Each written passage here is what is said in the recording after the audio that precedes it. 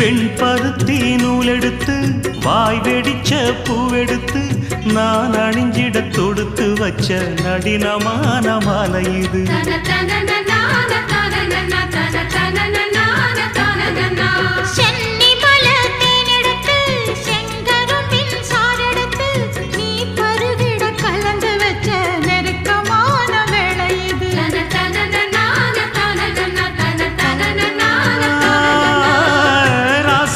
உடம்பிருக்கும் ரவிக்க துணி நானாக அன்னாடம் சூடி கொண்ட ஆசை வச்சாகாதா.